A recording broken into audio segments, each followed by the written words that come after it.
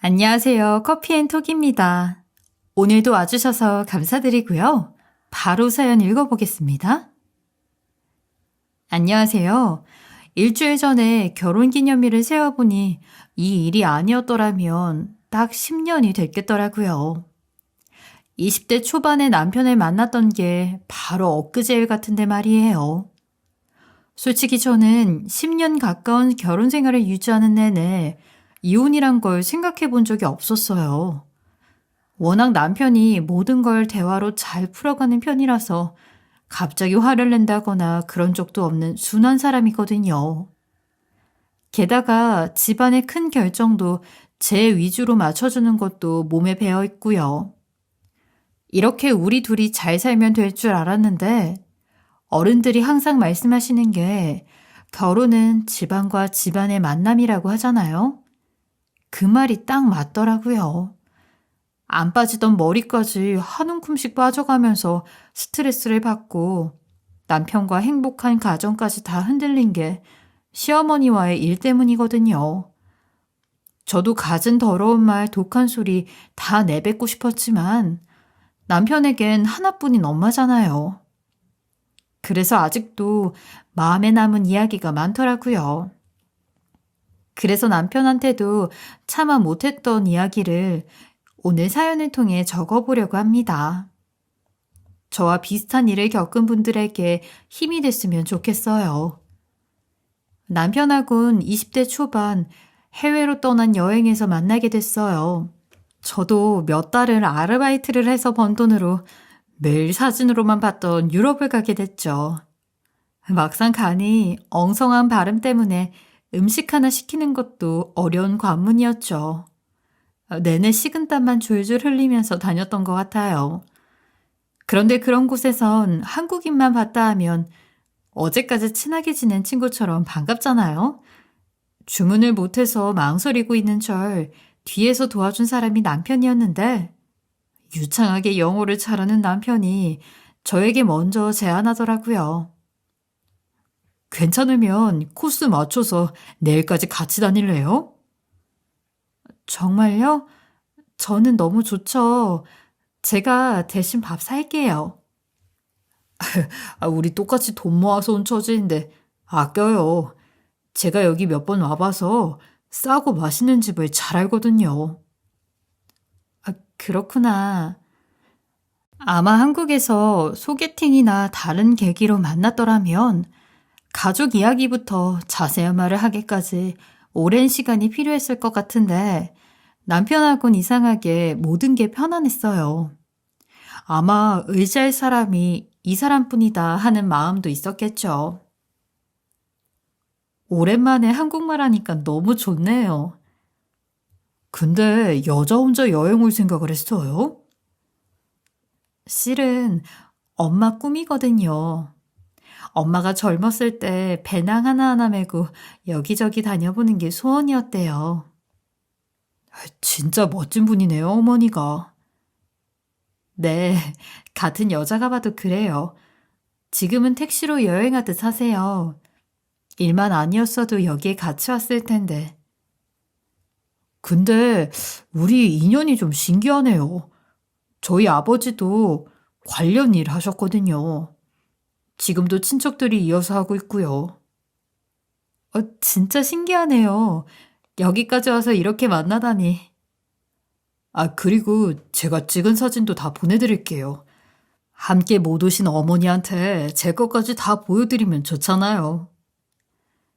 대부분 택시 운전한다는 말을 들으면 보통 남자라고 생각하니까 한 번씩 더 묻곤 하거든요. 그런데 이 남자는 그런 부분에 편견도 없고 하는 생각도 참 바르더라고요. 외국에서의 만남이 너무 좋았던 건지 우리는 서울에 와서 얼굴을 보는 일이 자주 생기게 됐고 그 인연으로 결혼까지 하게 되었죠. 그때까지만 해도 그저 행복했어요. 다만 상견례 자리에서 조금 아슬아슬하긴 했지만요.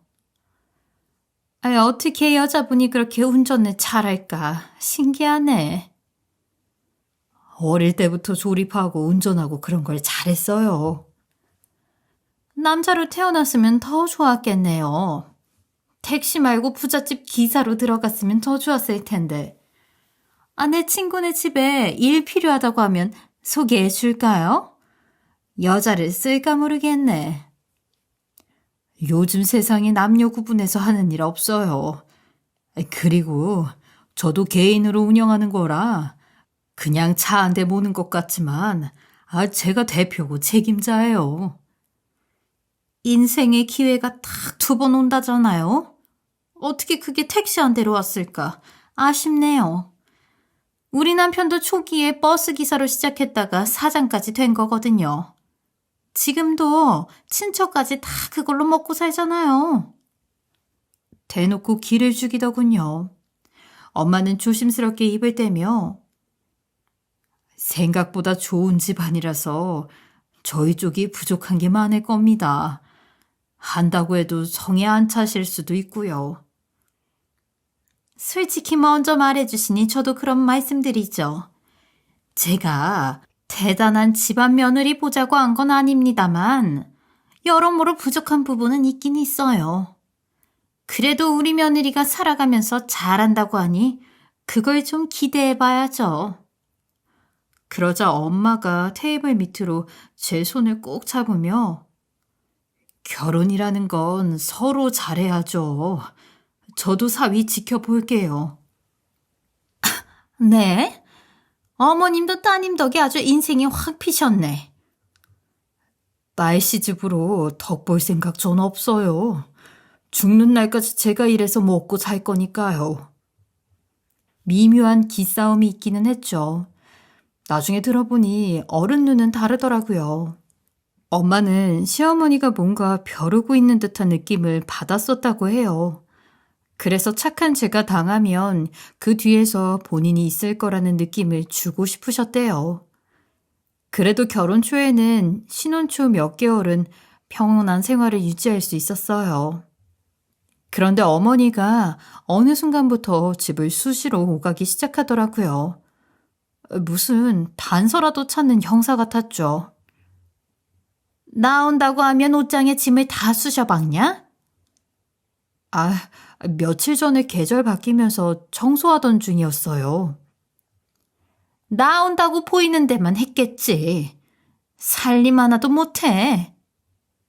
어머니만 왔다 하면 저도 모르게 침이 꼴깍 넘어갈 정도로 긴장되더라고요.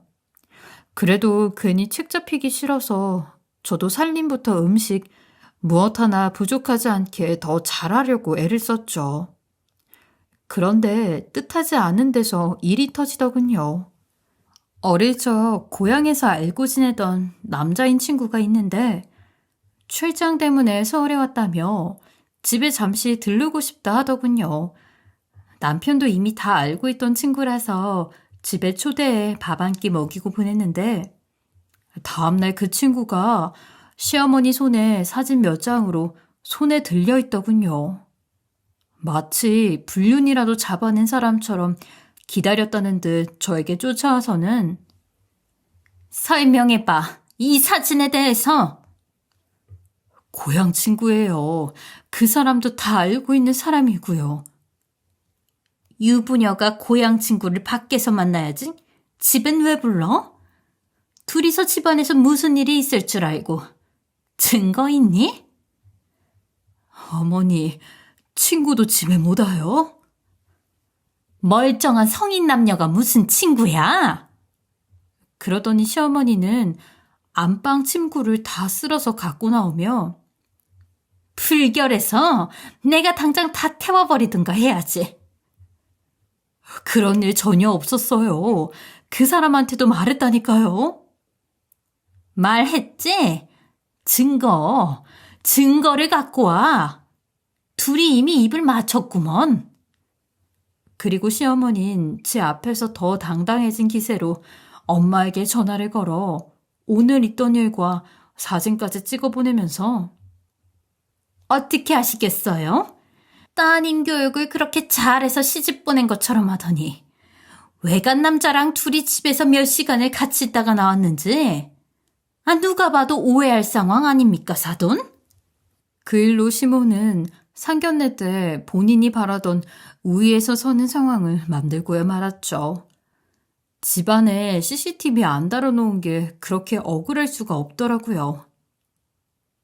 큰 소리 전문인 네 엄마 아무 말도 못한다 못해. 그리고 교묘하게 남편 앞에선 이 일을 아무렇지도 않게 잘 풀린 것처럼 말하더라고요. 엄마 나도 아는 친구야. 집에 뭐 주고 바로 갔대. 내가 오해하고 있었는데 안 그래도 잘 풀었다. 그리고 얼마 뒤 제가 일주일에 딱 한 번 출근하는 날이 있어서 집을 비워둔 사이에 시어머니가 또 오셨더라고요. 점심시간이 되니 시어머니 밥도 걱정이 되고 해서 제가 먼저 냉장고에 반찬하고 아침에 끓여놓은 국이랑 같이 점심으로 드시라며 이야기를 했죠. 그리고 그날 저녁 귀가 찢어져라 소리를 지르면서 전화가 왔더라고요. 너 나 죽이고 싶어? 없어졌으면 쉽지? 어머니 무슨 말씀이세요 그게? 너 일부러 그 반찬 나한테 먹인 거잖아. 왜 무슨 문제라도 있으세요 어머니? 내가 지금 온몸이 벌겋게 올라왔어. 너 때문에. 차라리 독을 타먹이지? 그렇게 죽이고 싶었냐고 나를. 어머니 집이세요? 제가 갈게요. 병원이라도 가요. 왜? 병원에서 없애려고? 싫어. 너랑 풀어내서 못 가. 그러더니 전화를 탁 끊어버리더라고요. 결국 걱정이 돼서 남편에게 가보라고 부탁을 했죠. 그리고 전 혼자나마 반찬을 다시 먹어보고 냄새를 맡아봤는데 저한테는 아무 문제가 없었어요. 엄마가 다 오래 먹으라고 준 장아찌 같은 거라 쉽게 상하는 음식도 아닌데 말이죠. 그리고 시어머니는 다음날 단단히 각오했다는 듯 저를 찾아와 종이 한 장을 내밀었습니다. 치사하다고 생각하지 마. 나도 너에 대한 믿음이 이제 바닥이 나서 이렇게밖에 할 수 없어. 어떻게 하겠니? 앞으로 안 보고 살 수는 없는 노릇이고 마지막 카드야 이제. 이게 뭐예요 어머니? 어제 같은 일 생길 때마다 여기에 사인해. 내 머리론 죽었다 깨나도 아기가 없었다고 보기 힘든 일이니까. 알았어? 나도 당하고만 살 순 없잖니. 너도 저지른 게 있으면 실수는 하나씩 갚아가야지. 없는 형편인 건 내가 잘 아니까 네 선에서 갚을 만한 걸로 할 거야. 꼭 이렇게까지 하셔야겠어요? 어머니, 여태 있었던 일 전부 오해잖아요. 꼭 이렇게까지 하셔야겠어요? 내가 의심 안 하기 어렵지. 오해라고 잡아떼지만 말고. 알겠습니다. 정 그러시면 어쩔 수 없죠. 그래, 너도 이런 일 안 만들면 그만이야. 서로 조심하면 충분히 해결할 수 있는 일인데 이런 게 없으니까 나도 악몽만 꾼다 요즘. 며느리가 일어나면 물에다 뭘 타서 날 없애지 않을까? 그런 생각까지 들어. 시어머니는 그날 일로 저에 대한 불신이 가득해졌더라고요. 자기를 없앨 상상까지 하는데 그 상황에 저도 저만 생각하면서 찝찝하단 이유로 거절을 할 수 없는 상황이라 하는 수 없이 거기에 사인을 했죠. 솔직히 시어머니하고 이런 서류를 쓰고 이런 이야기를 나눠야 한다는 게 더 기막히고 씁쓸하더라고요. 어영부영 넘어가면 너도 나한테 조심하지 않을 것 같고 단단히 해두려고 하는 거야. 이건 우리 둘만 알자. 네 남편한테 가서 또 쫄래쫄래 이러지 말고. 저번에 그 남자 부른 것하고 이번 반찬까지 2개가 생긴 거야 넌. 이것부터 갚고 넘어가. 이렇게 해야 안심이 되신다면 그래야죠. 앞으로 시어머니와 지내는 모든 상황을 조심하고 단순히 저는 배려고 도리라고 하는 것도 한 번 더 생각하기로 마음을 먹었죠. 제가 없애는 악몽에까지 시달린다는데 어쩔 수 없잖아요. 단순히 시어머니가 좀 난처한 상황이 오면 이걸 꺼내들지 않을까 하면서 기다리고 있었는데, 다행히 몇 개월이 지나도 아무 소식 없이 잠잠하더군요. 그냥 시어머니도 제 앞에서 겁주는 용도로 그걸 썼다고 생각이 드니 저도 그렇게 예민하게 생각할 건 아니다 싶었어요. 그런데 오랜만에 주말에 엄마에게 가서 하루 있다 오려고 하는데 하루 전에 엄마 연락이 와서 급한 일정이 생겼다고 하더라고요.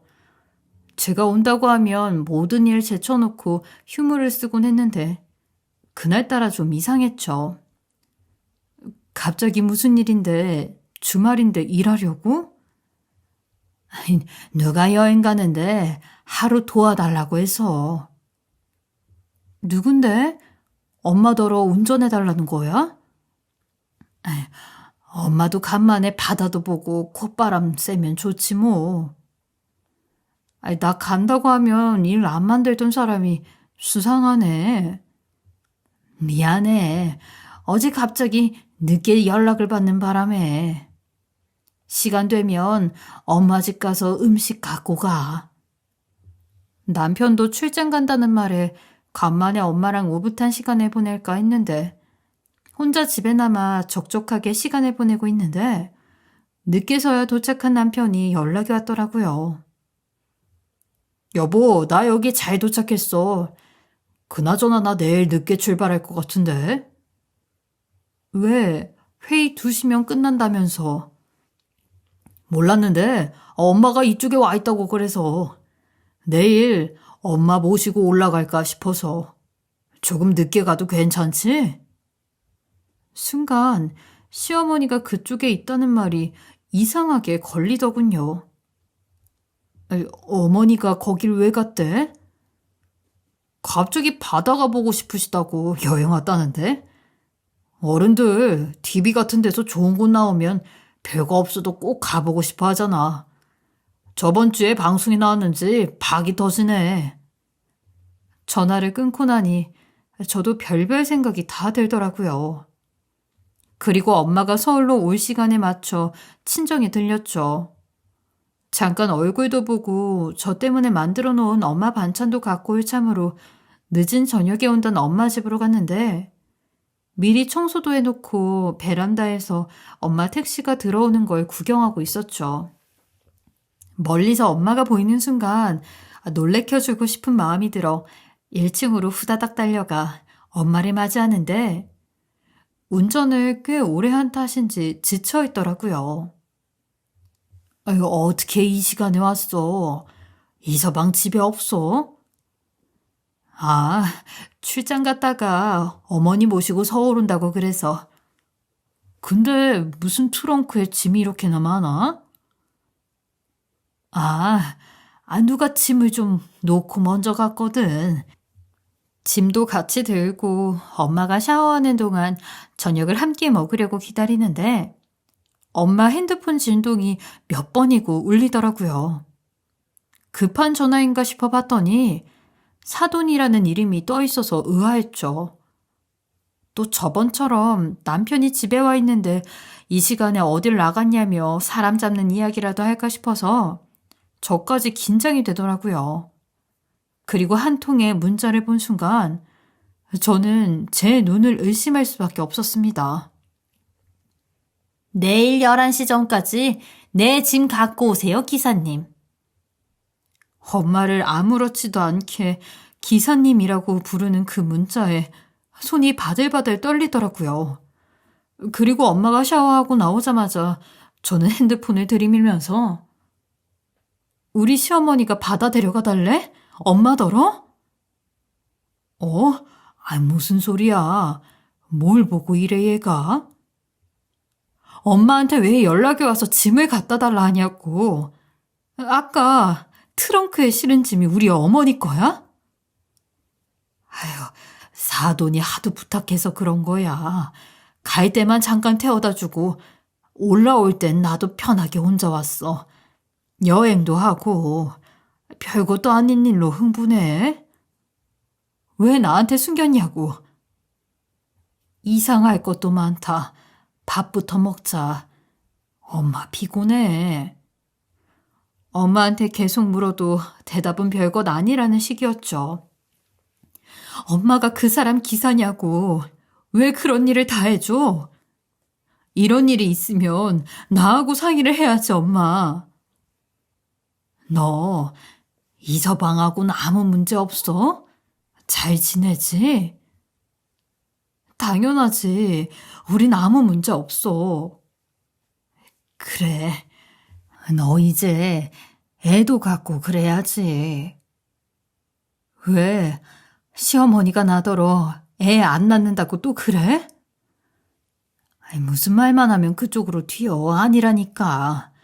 둘이 잘 살고 있으면 된 거야. 어른들끼린 서로 이런 일 도울 수 있어. 엄마도 그래서 그런 거야. 그런데 제 머릿속에선 시어머니란 사람이 이 일을 분명히 정중하게 부탁해서 했다거나 그럴 리가 없다는 느낌이 확신에 가깝게 들었죠. 제가 가까이서 본 어머니 인성은 그런 사람이 아니었거든요. 묘하게 상대에게 문제를 만들어서 뒤집어 씌워놓고 본인 쪽으로 우세를 만들어 덫처럼 자기 손바닥 위에 두고 싶어하는 사람이라는 걸 알았으니까요. 그리고 엄마가 피곤했는지 일찍 잠이 들고 저는 불안한 마음에 엄마 차키를 찾아 몇 주간 기록된 블랙박스 영상을 저에게 보내두었습니다. 시어머니와의 여행 떠나는 모습을 들어보면 이 둘이 어떤 느낌으로 지내고 있는지 엄마 말대로 어른들 간에 서로 돕는 그림인지 확실히 알 것 같았죠. 그리고 집으로 와보니 남편도 어느새 곤히 잠들어 있더라고요.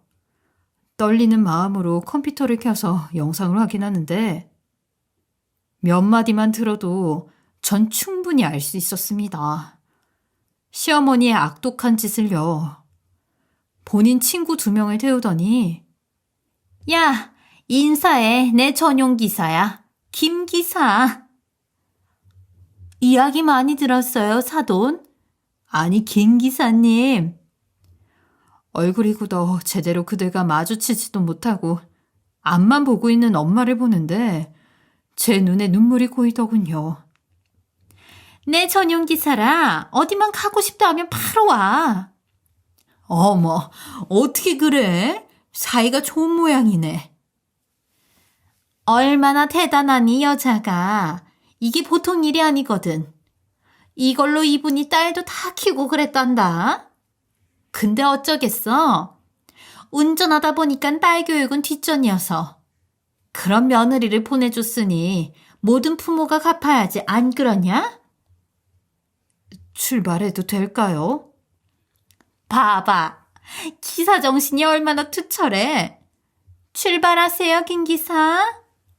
이 장면을 본 순간 시어머니가 저에게 이상한 계약서를 들고 와 덫을 만들었던 이유를 알겠더라고요.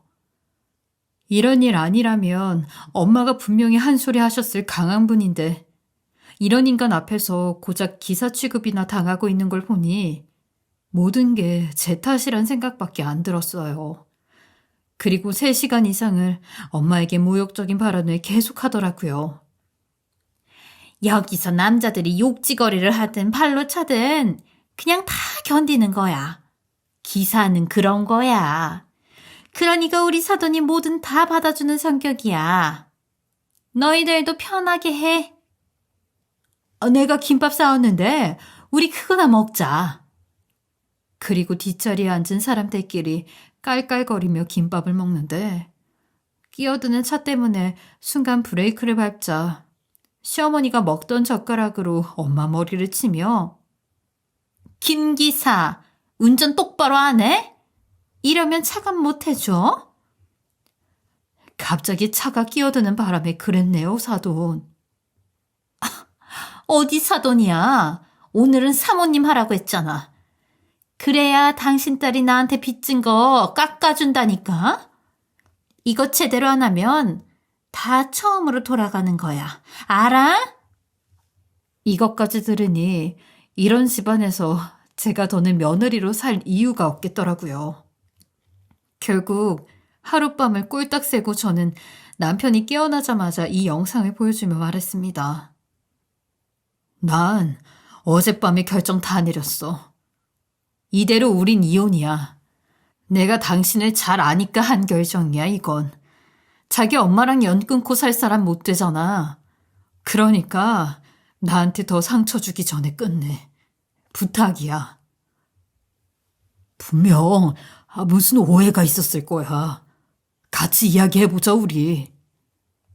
모르나 본데 내가 아는 당신 엄만 대화로 되는 사람이 아니야. 그러니까 나한테 계약서 들이밀고 우리 엄마한테 가서 이딴 짓을 하지. 말할수록 나만 힘들어. 네 엄마가 한 짓 조금이라도 미안하다면 그냥 입 다물고 이혼해. 남편은 하루아침에 이혼 소식을 듣고 무너진 얼굴로 제 앞에서 고개만 푹 숙이고 있더라고요. 내가 당신 죄 알려줄까? 그 사람 아들이란 거야. 그게 지금 나한테 너무 커. 당분간 엄마 집에 가서 지낼게. 그 말처럼 정말 남편 얼굴을 보는 것조차 싫었어요. 아무리 생각을 다시 해보고 남편 말대로 오해가 있을 수도 있겠다. 온갖 경우의 수를 꺼내봐도 이 일은 저라는 덫을 이용해 엄마를 무시하고 짓밟았다는 것밖에 답이 없더라고요. 그리고 이런 일을 어떻게 시어머니에게 제대로 알려주고 벌을 줄 수 있을까? 그 생각만 계속했어요. 그리고 이런 일을 내내 견뎠던 엄마에게 저는 태어나 처음으로 악을 쓰며 화를 냈던 것 같아요. 그간 엄마가 견뎠을 울분이 저에게 온 것 같더라고요. 왜 그랬어, 왜? 내가 나중에 고마워할 줄 알았어? 엄마, 내가 엄마 얼굴 보고 얼마나 울었는지 모르지.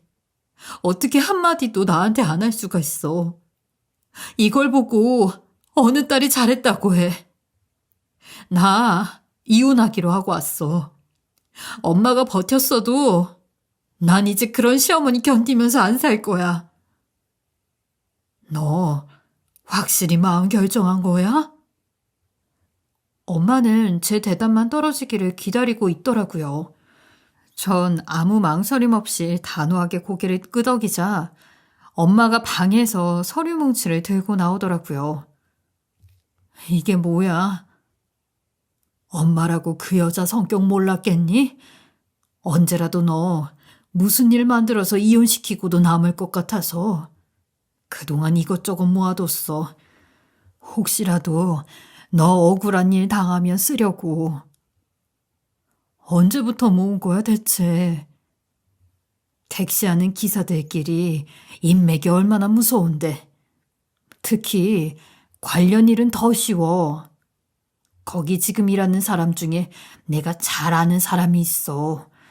거기가 지금 경기 지역은 전체 다 독식하고 있다는데 이것만 터뜨리면 한순간이더라. 나 때문에 이것까지 다 알아보고 있었던 거야? 엄마가 딸 위한 건데 무슨 짓을 못해. 저는 엄마가 준비한 시댁회사의 비리를 다 보게 됐고 곧 그 회사를 나올 준비를 하고 있다던 지인분을 만나 더 충격적인 이야기를 듣게 됐죠. 이혼 결정 잘하셨습니다. 제가 이런 말 하는 게 주제 넘을지 몰라도 그 여자 끄떡하면 찾아와서 경리며 미아원 아줌마들 뺨 때리고 가고 말도 못해요. 근데 그 사람들 무시하면 어떤 꼴 나는지 내가 보여주려고 준비했던 겁니다. 사장님 죽고 나서 그 여자랑 똑같은 것들이 들어와서 얼마나 무섭게 해대는지. 여기에 뜬 모은 직원도 20명이 넘어요. 그 집안 침승만도 못한 인간들 싹 쓸어버리려고요. 그런 사람한테 돈 벌어다 주는 우리만 바보죠. 해봅시다 뭐든. 어떤 일이든 저도 돕고 싶습니다. 그렇게 시모의 악독한 짓은 집안에서만이 아니라 생각보다 더 큰 곳까지 가 있더라고요. 그분들의 실토를 들으며 저도 이혼을 결정한 게 잘한 일이란 생각밖엔 안 들었죠. 작은 업체가 생길 때마다 성장을 막으면서 독식했던 과정이며 비리로 사람들을 사들여서 업체를 유지하고 있던 것, 접대 비리까지 정말 그 서류에는 상상 이상의 것들이 들어있었고 경찰과 언론에 이 일을 알리자 순식간에 비리가 퍼지기 시작했죠. 그리고 자기 밥줄까지 내걸고 이 일에 뛰어든 사람들 모두 저와 같은 마음이었어요. 평생 이 복수를 안 하면 죽는 내내 치욕이 떠오를 것 같다는 말까지 하더라고요. 이 일이 터지자마자 시모와 친척이 어떻게 알았는지 직원들이 모여있던 사무실을 찾아왔더라고요. 본인이 준 상처가 돈이면 다 된다는 생각이었는지 봉투에 두둑이 돈을 담아와서 협상을 시도하려는데 한쪽에 서 있던 저를 보고 너무 놀란 표정이더군요. 네가 여기에 왜 있는 거야? 당신 미워하는 사람들 모였는데 내가 빠질 수 없죠. 뭐? 이 인간들 뒤에서도 온 게 너냐? 이런 년을 내가 가족이라고 거두고 참나 기가 막혀서. 협상하러 오셨으면 잠깐이라도 사람 흉내는 내세요. 협상 좋아하시네. 돈이면 이 인간들 다 물러나게 돼 있어. 얼마 원해요? 충분히 담았는데 돈부터 확인하고 그 외에 또 요구사항 있으면 말해. 어차피 우리 직원 당신들만 있는 것도 아니고 내가 내부의 아니라고 말해줄 사람도 다 있어. 우리 억만금을 줘도 당신 뜻대로 절대 안 해. 뭐라고? 억만금? 지금 1억씩 달란 소리야? 우리말 모르세요? 돈을 얼마를 줘도 안 된대잖아요. 어머니가 저희 엄마한테 준 치욕, 그거 어떻게 돈으로 환산하겠어요? 두고 보세요. 어머니 당신 때문에 어떤 일이 벌어지시는지. 1시 지났으니까 이제 곧 뜨겠네요. 뭐가 잘나서 지금 큰 소리야. 넌 우리한테 붙어 먹어야 그나마 기사짓 하는 네 엄마랑 살아. 제대로 생각해. 기사나 확인하세요. 헛소리 적당히 하시고. 시아버지가 돌아가시고 능력도 안 되는 사람들이 오로지 돈에 미쳐서 뛰어든 사업이라 속빈 강정일 수밖에 없는 사업이었죠. 결국 부실했던 부분이 다 건드려지고 나니 업체의 빈 부분이 세상에 다 드러나게 된 거죠. 게다가 엄마와 택시에서 나는 그 대화까지 터뜨리고 나니 갑질 업체라는 꼬리표까지 따라붙게 됐어요. 너무 많은 게 한순간에 터지니 수습하기가 더 힘들어지게 돼버렸죠. 결국 친척들이 시어머니를 죽일 듯이 몰아가면서 이모가 수습한다면서요? 미쳤어요? 우리 지금 몇 명이 이 사업에 매달려 있는데 우리 다 나앉게 생겼다고요. 야, 이름만 올려놓은 거라고 해. 관련 없다고. 그리고 다들 죽은 내 남편 덕에 먹고 사는 주제. 웃기시네. 운영 못해서 우리한테 부탁한 거잖아. 이모, 손 하나 까딱 안 하고 돈 많이 드셨어요. 이젠 우리가 해결할 테니까 회사엔 얼씬도 하지 마요. 자기 친척들한테까지 외면당한 시어머니는 그 자리에 털썩 주저앉더니 넋이 나간 듯 실성한 사람처럼 웃더군요. 기가 막혀서? 나 아니었으면 어떻게 살았는데? 시어머니를 제외한 온 친척들끼리 모여 이름만 올려놓은 사람이었고 관계를 부정하는 이야기를 시작하더라고요. 아들, 며느리, 회사, 친척들까지 한순간에 다 잃고 난 얼굴을 보는데 그래도 미움이 안 가시더라고요. 제가 얼마나 그간 부하같이 밀고 저주할 정도로 악한 마음을 품었는지 알 수 있었죠. 바닥에서 겨우 일어나 정신을 차리더니 시어머니는 저에게 기어오듯 와서 얘, 그 영상만 해명해주면 안 되겠니? 영상만, 응? 그럴 생각 전혀 없는데요? 아니, 그것만 어떻게 수습해주면 내가 다시 애들한테 말해서 회사 찾고 너한테 얼마씩 줄 수 있어. 아니다. 너 내가 조용히 살게. 그럼 이혼할 필요도 없고 우리 애랑 잘 살잖아. 그것만 아니라고 좀 해줘. 지난 일은 이제 덮자. 새로 시작하면 없던 것처럼 되잖아. 어머니, 남의 실수 모아서 빚 갚게 하는 거 좋아하시죠? 어머니가 저한테 저지른 일들 이제부터 하나하나 갚아간다고 생각하시면 돼요. 본인 인생 망가뜨리는 것 볼 때마다 저한테, 제 엄마한테 빚 갚는다 생각하세요. 저를 붙잡고 있던 팔을 팍 치면서 그 자리에서 뛰쳐나왔습니다. 그리고 이 일을 준비했던 분들과 처음으로 맥주를 마시면서 시모가 망하는 걸 바라봤어요. 제대로 응징해줬네요, 우리가. 고생했습니다. 한 사람을 향한 상처와 분노를 이렇게 모아서 쓰니 꽤 좋은 위로가 되더라고요. 슬픔을 나눌 수 있다는 걸 저는 그때 처음 느낀 것 같아요. 그리고 얼마 뒤 시모 경쟁 업체에서 고맙다며 엄마를 찾아왔더라고요. 그리고 회사에서 나온 직원들과 엄마를 함께 채용하고 싶다는 제안까지 선물처럼 들고 왔죠. 경력을 보니 이 분야 전문가시던데 작은 곳 하나 맡아서 직접 운영도 해주셨으면 싶어서요. 의외로 회사에 여직원들이 많은데 제가 그런 부분을 세심하게 못 봐줘서 부족한 게 많아요. 대표 되시면 잘하실 것 같아서요. 엄마는 생각 밖의 일에 놀라서 제 얼굴만 빤히 쳐다보는데 저도 충분히 엄마라면 이 일을 잘 해낼 수 있다는 믿음이 있어서 전적으로 지원을 해줬죠. 그래서 이젠 기사님이 아닌 대표님 자리에 엄마가 앉게 됐고 회사에 가면 반가운 얼굴들도 정말 많이 볼 수 있어 좋았죠. 평생을 업체 비리에 가려 아무 시도조차 못하고 있던 사장님도 우리처럼 피해자 중 하나였더라고요. 그래서 모든 사람이 그때처럼 똘똘 뭉쳐 열심히 일을 하니 무서운 속도로 그 지역의 업체 1위 자리를 꿰차더라고요.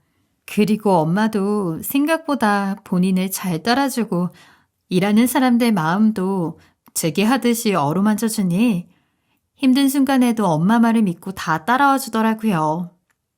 특히 여자가 운전한다고 무시하던 사람들이 대표님 직함에 찍소리 못하는 것을 보는 것도 통쾌하더군요. 그리고 엄마는 종종 직원분들과 본인이 만든 음식으로 회식을 하는 시간이 있었어요. 저도 그럴 때마다 같이 참석하곤 했는데 회식이었던 날 경비 아저씨가 뛰어오더니 그 사람 왔어요. 맨날 쓰레기 버리고 가는 여자. 회사 앞에 늦은 새벽이면 음식물 쓰레기를 잔뜩 들고 와버리고 간다는 사람이 있다고 들었는데 하필 그날 늦게 있다 보니 그 사람이 나타난 거죠. 엄마와 직원들이 함께 정문 앞에 있다던 사람을 보러 갔는데 목소리만 들어도 소름이 싹 올라오는 게 다음번에 누군지 저는 알아보겠더라고요. 엄마도 눈치챈 듯 했지만 차분한 목소리로 왜 자꾸 남의 회사에 쓰레기를 버리고 가세요? 그렇게 얼굴 가리고 있어도 잡으려고 마음먹으면 잡아요. 그러자 시모는 발끈하며 눌러쓴 모자를 벗어던지더군요. 자, 잡아봐라, 잡아가라. 내 얼굴 보여줄 테니까. 안 하시겠다고 약속하고 이만 돌아가시죠. 저도 지금 직원들하고 보내는 시간이라 좋게 정리했으면 싶은데. 그리고 엄마의 얼굴을 보더니 갑자기 코웃음을 치면서 아이고, 김 기사가 여기 취직했네. 고작 여기 와서 기사해? 말을 하지. 내가 우리 회사에 충분히 꽂아 넣었을 텐데. 대표님, 상종을 마세요. 신고합시다 그냥. 아무래도 그래야겠네요. 그동안 CCTV 자료도 전부 모아뒀겠다. 증거는 충분하니까 바로 경찰 부르시죠. 이 여자 대화로는 안 되네요. 시모는 사람들이 엄마를 부르는 호칭에 당황했더군요. 그리고 경비 아저씨가 급히 뛰어오더니 경찰 곧 온답니다. 아줌마, 우리 대표님이 좋게 넘어가라고 해서 내가 안 나온 거지. 모를 줄 알았어요? 이 큰 회사가 구멍가게도 아니고 안에서 다 보고 있어. 이봐요. 혹시 하실 말 있으면 이렇게 해코지하지 마시고요. 앞으로 제 연락처로 보내세요. 오늘 일은 경찰서 가서 이야기 제대로 하셔야 할 겁니다. 선처 없어요. 엄마가 명함 한 장을 건네주자 시모는 대표 직함을 다시 몇 번이고 보더군요. 그리고 신고를 받고 오는 경찰차를 본 순간 바짝 쫄아서 무릎을 꿇고 주저앉더군요. 아유, 대표님, 제가 너무 억울해서 그래요. 이 속이 너무 안 풀려서요. 죄송합니다. 저 다시는 안 올게요. 여전히 1초 만에 비굴해지는 모습은 여전하더라고요. 전 그걸 보고 웃음이 픽 터져 나왔죠. 결국 시모의 사건은 벌금형을 받게 됐어요. 300만 원 갚을 돈이 없어 사정해가며 깎아달란 소리를 했다던데 참 웃기지도 않죠. 아무리 쓰레기를 모아 어디 버린다 한들 자기 속에 쌓인 더러운 마음이 사라지겠어요. 아무튼 그날 일은 황당한 일로 정리됐지만 그날 엄마를 대표라고 부르며 벌벌 떨던 시모 얼굴을 떠올릴 때마다 제 속이 다 시원해지더라고요. 복수도 아닌 일로 제 가정만 깨지고 끝날 줄 알았던 게 시모를 그냥 작사를 내주는 결과가 돼서 더 후련합니다. 그리고 저뿐 아니라 이제 엄마의 인생도 예전보다 더 행복할 수 있도록 엄마가 저를 도운 것처럼 저도 하나씩 엄마에게 갚아가고 있어요. 저의 긴 이야기 들어주셔서 감사합니다. 지금까지 커피앤톡이었습니다. 오늘도 끝까지 함께 해주셔서 감사하고요. 저는 다음 영상으로 또 찾아뵙겠습니다.